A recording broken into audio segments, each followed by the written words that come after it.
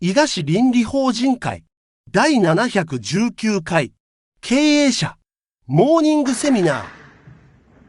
皆さん、おはようございます。日本一美しい明るし笑顔です。伊賀市倫理法人会第6代会長吉松千恵子でございます。本日もよろしくお願いいたします。さて、私ども昨日から経営者の集いということで、可愛らしい鈴木美恵相談役に来ていただいて、昨夜からね、お話をいろいろ頂戴しています。凡事徹底という言葉がございます。昨日の相談役のお話の中で、簡単な言葉、ありがとうございます、感謝する。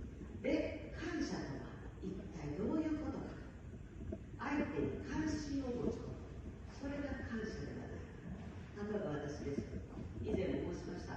ハンサムな夫がいます。私、四国の今まで出身でバスタオルが有名なのでいっぱいあるんです。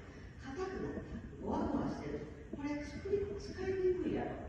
ふわふわっとした今までタオル、新しいのに変えます。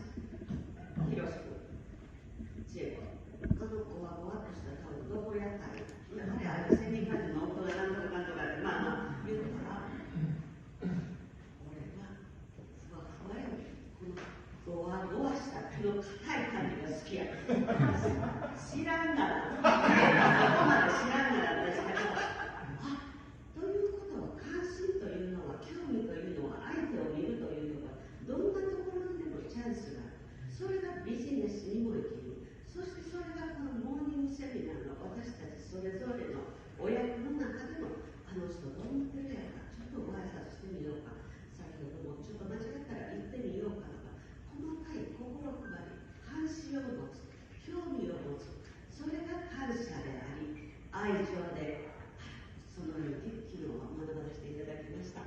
そして全てが一つながり、伊賀市倫理法人会エシカルでつながりずに、倫理で経済、人、心、つなげていきたい。本年度はそのように思っています。